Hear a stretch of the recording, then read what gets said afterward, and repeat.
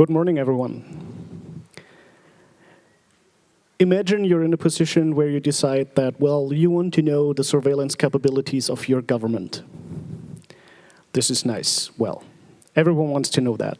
But now imagine that if you ask questions and they are required to be answered, that would be even nicer. That's what freedom of information requests are for. And here to tell you about how this can be applied in Italy to determine what the Italian government has capability-wise is Riccardo Coluccini.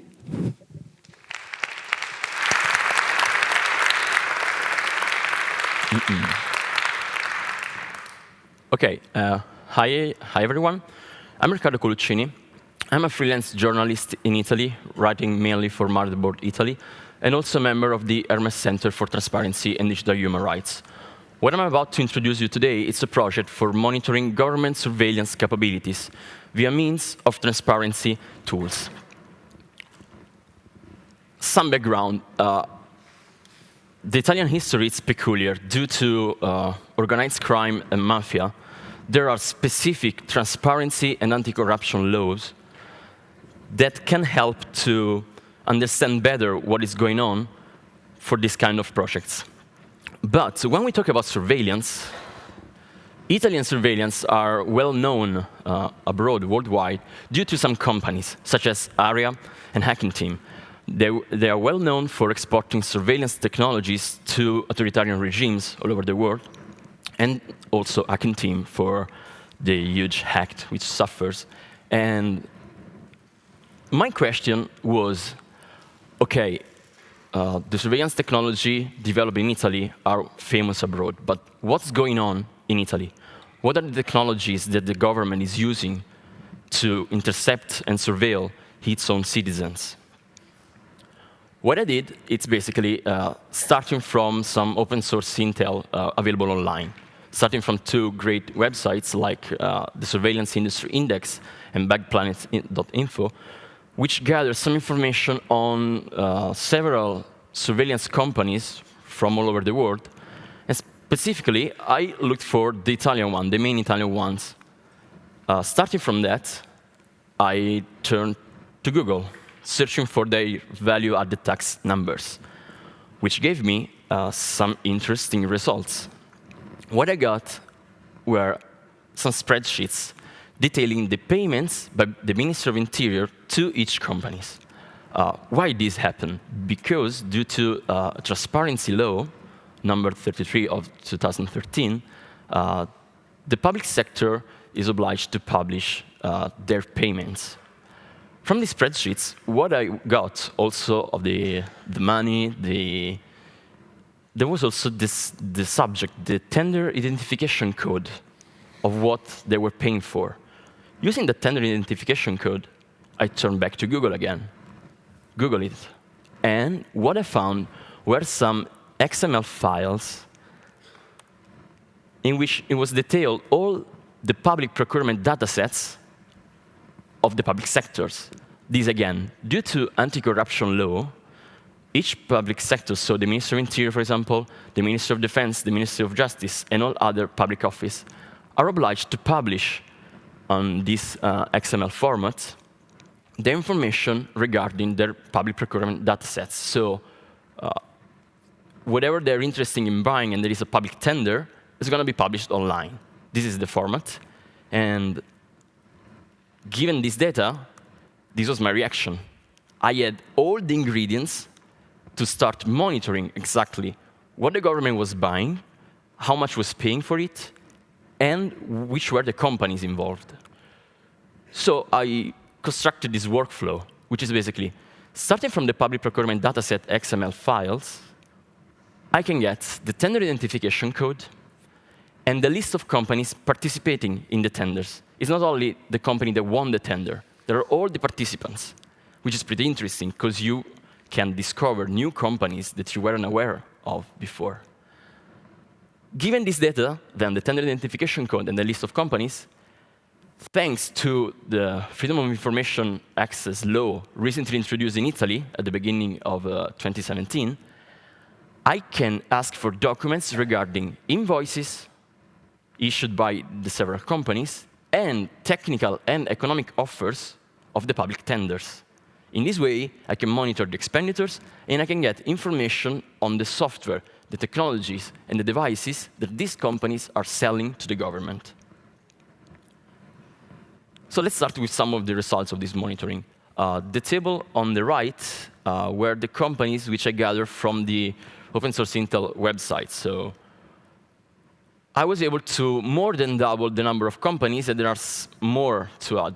The two that I highlighted are like some peculiar one. There's one which is called NSA Italia, which is pretty fun name for a company.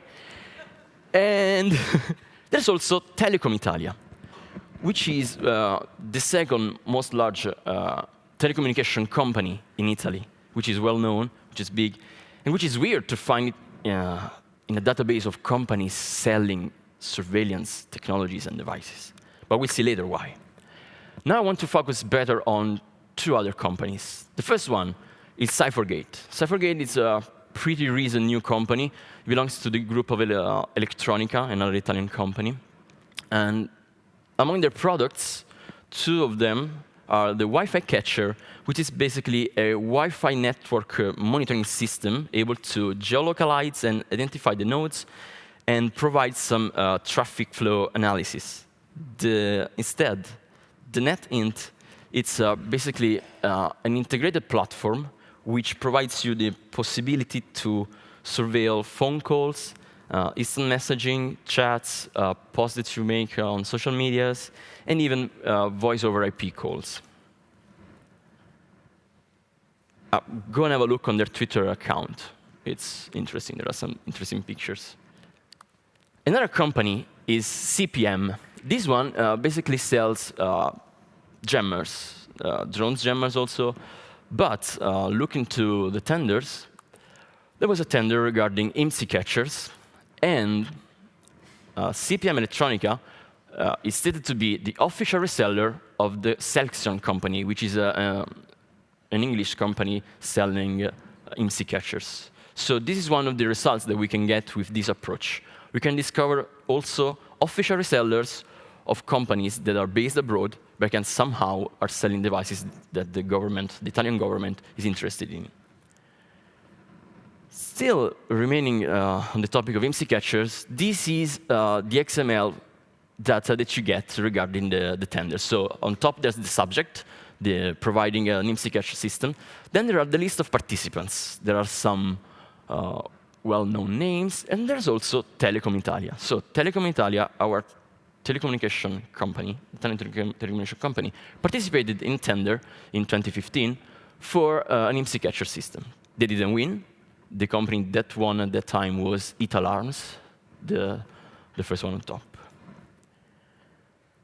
Regarding IMSI catchers, still, you can get some information from the technical specification that the government is requesting to these companies.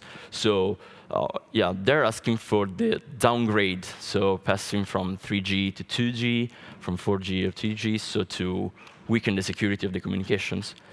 And they provided also a scheme of what they would like the IMSI catcher to provide to the authorities. So you see, basically to track and provide some location targeting, following around the specific target, collecting, as you see at the center, the IMSI and the email numbers.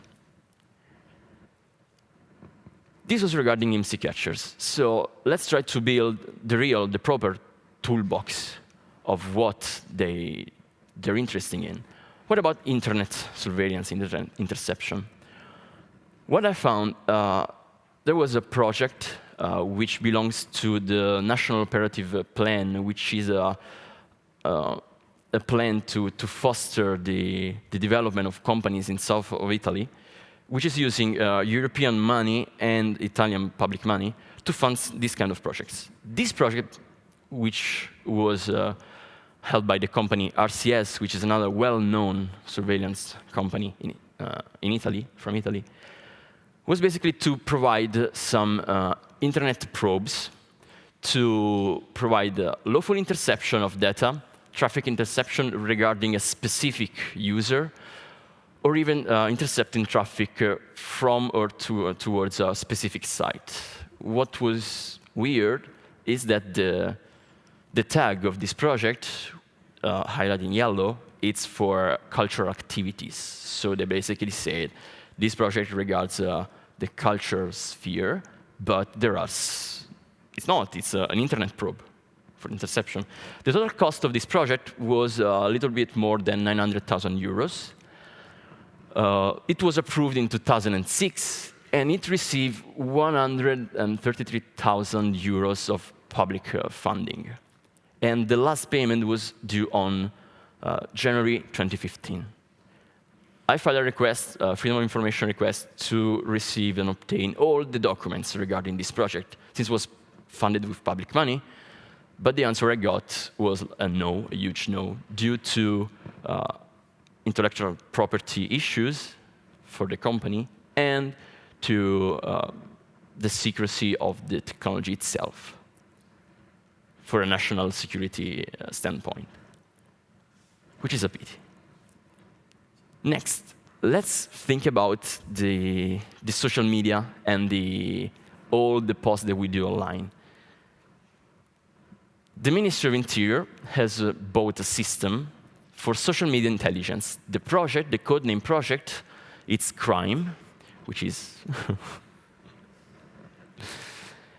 What does this system do? It's basically, its aim is to provide a media monitoring system to gather all audio files available online from social media, so Facebook, Google, YouTube, and everything. And basically doing that via crawling, scraping these web pages, transcribe the audio file that they get, identify the speakers, and store a database of voice fingerprints,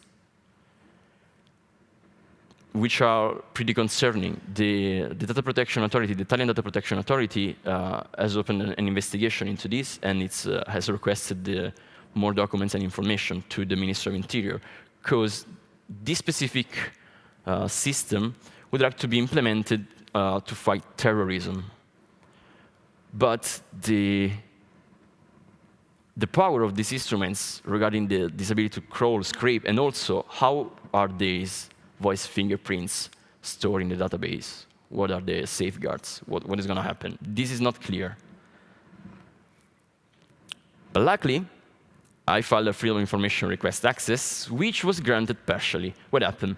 The Alma Wave company, the one on top on the right, won the tender, but they refused to provide their technical offers due to intellectual property issues. But they received some other, for example, from RCS, VitroCiset, that are well-known companies. And this is an excerpt from the VitroCiset technical offers. And you see on the left side all the public channels, including Tor, Yahoo, Google, Reddit, and basically how they would like to stream, so know who's there, and then to pass through, because you also have a knowledge, understanding of what's the meaning.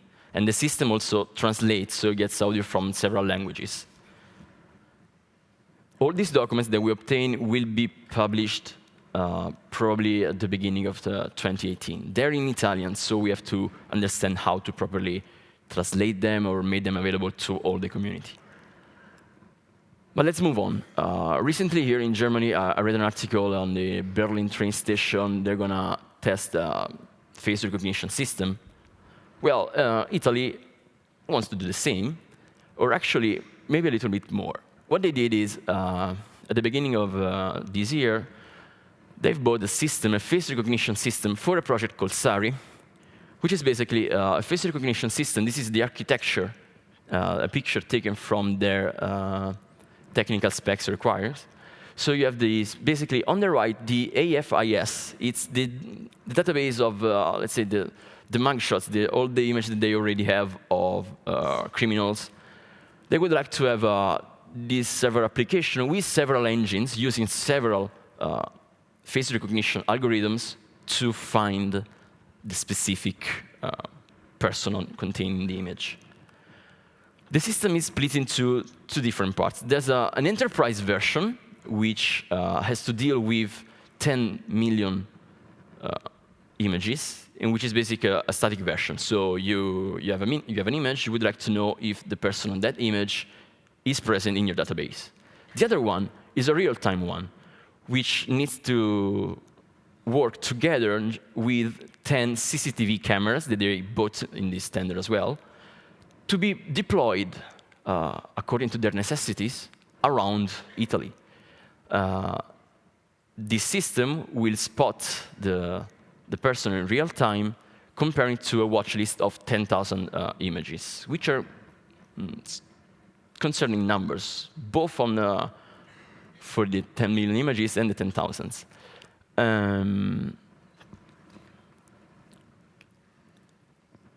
Sorry. We filed a Freedom of Information request also for those technical offers, and we had some issues because they only provided the technical offers of the company that won the tender, but obscure, they redacted some passages, so it's not completely clear what the engine used. But again, also for this system, the Italian Data Protection Authority opened an investigation asking for more information to the Ministry of Interior. But let's move on. What we can request with our Freedom of Information law in Italy? We wanted to request invoices. So this is an example of an invoice that I request for the company area, that you see that they come redacted. So they wanted to remove some specific detail regarding investigations. But they basically provided us with documents. So this is good. This is a leverage, because we have a precedent. They provided us some invoices. I'm keeping asking new invoices, so they're coming. We are collecting them. We would like to understand how much they expand on these technologies. So far, I've been talking about the Ministry of Interior. This project can be applied also to the Ministry of Defense and the Ministry of Justice. With the Ministry of Interior, though, there are some caveats, because the transparency laws are not so powerful as in other cases, but still, we can get some information. This is a PDF document detailing the expenditures of the defense regarding some communication intelligence, the empowerment of communication intelligence systems. A pretty interesting one is the one I highlighted, which is a Beagle system developed by the company Expert System. And this Beagle system, it's used to select the intercepted traffic and to provide a sort of speech-to-text translation, so to transcribe it. And here you can see more details. Yeah, we would like to think about it as some sort of weaker version of XKeyscore. But yeah, because basically you have some searching criteria, parameters. You can search, connect, and provide a comprehensive understanding of the target, of your target. So, what was my initial question? What's inside the toolbox of the Italian government? Looks like the Italian government has acquired everything that it needs, everything that other bigger nations use, such as face recognition, social media intelligence, and internet interception, and IMSI catchers. But what's next? We would like to keep filing this Freedom of Information request to get all the invoices and technical and economic offers. We would like to expand the database of companies, because there are some missing companies. For example, Hacking Team, there was no information regarding that, but we are trying to find companies connecting to them. And this would be really helpful, because if we find the companies that are participating in the tenders, we know more companies that are trying to sell these kind of technologies, and we can somehow link them to Hacking Team or other more important companies. Another point, an interesting point, is to push the government on the expenditures. So how much is it spending? Not only on a privacy concerning point of view, but also on the expenditures point of view. How much does it cost to surveil your citizens? And with this, in this way, we can somehow understand it. What is missing so far is to analyze the legal framework that lets the government use such technologies. So far, it's quite blurred. There's no, for the face recognition, there was not even a mention of terrorism threat. It was like, yeah, we want to buy this face recognition system and use it in public events, which is concerning, which is not even like the social media intelligence system only for terrorism-related issues. And something more, we would like to involve activists from other countries, because we think that this framework could be applied, could be exported to other countries. And to do that, specifically, there's going to be a workshop right after this talk at 2 p.m. at the Rights and Freedoms Assembly. How's it going to work? There is a Horizon 2020 funded project, which is called DigiWhist, the Digital Whistleblower, which is providing a platform for accountability mechanism to understand what's the situation of the nations in Europe. But then the workshop is, if anyone is interested, we can discuss over other nations. And from this, yeah, coming to the workshop, we can see how the public procurement data sets are available, which laws provides in the other countries, the availability, the possibility to apply this same framework to understand how your country is acquiring such technologies and techniques. So I invite you to, if you're interested, to come to the workshop later. Yeah, that was it. Thank you.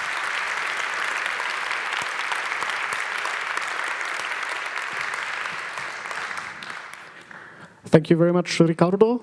We have 4 microphones here in the hall that you can line up behind for questions.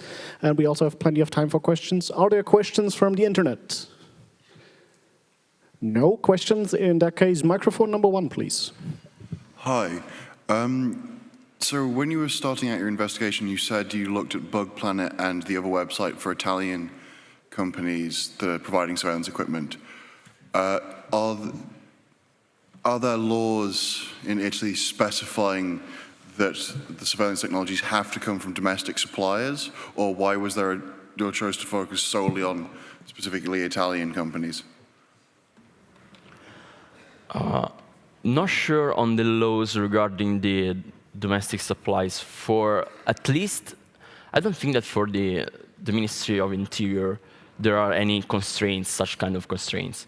What I wanted to know was like, I basically started from that because they were like the well-known companies. And basically then I found that in my hands. So it basically dropped in my hands and was like, okay, let's start digging deeper. So it's, yeah, I don't want to focus only on Italian companies. Yeah, if any foreign companies pop-ups in the tenders, I will surely follow the trail for sure. So yeah, there was no specific reason why I did that. One question from the internet via our Signal Angel, please. Yes. Are these tools under secrecy? Under secrecy, well, when I requested information to the police if these technologies were being used, how many times, how often, and that stuff, they didn't reply. They didn't say anything. So I hope that the Data Protection Authority can understand better what's going on. And of course, we'll try to see if there's been any, or if it's already been used. So yeah, not probably under secrecy, but kind of. Microphone number 2, please. Hello. Did you ask the ministry what is relation between culture and IP surveillance? I requested that in the Freedom of Information request I made to. I did that to the Ministry of the Economic Development because it was the one on holding that the kind of project, but they didn't reply on that. So. Microphone number 4, please. Ciao Riccardo. Allora, tendering in Italy, if I'm right, is something limited to offers higher than 80 or 100,000 euros. So do you have the feeling that there is some obfuscation by going below the tender line in order to not go into the public into those databases? I didn't specifically check on that, but that's certainly a point. I mean, from this study, clearly there is something missing. For example, the Trojans, they're not appearing. They're not there.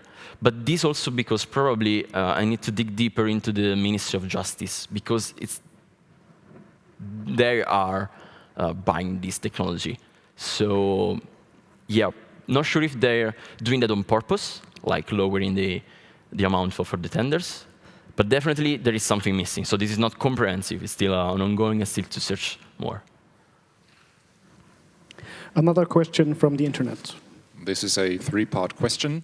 Are there any big newspapers in Italy interested in your research results? And are the Italians conscious of the surveillance? And is there a public debate about it?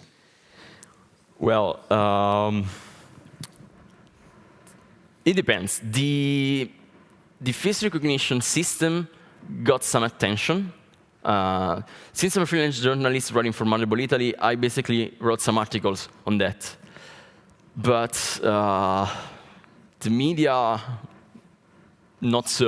didn't take on this kind of research yet. I hope they will, because I need help for sure. If anyone wants to dig deeper to find something else, we will provide the data, and it's going to be publicly available online.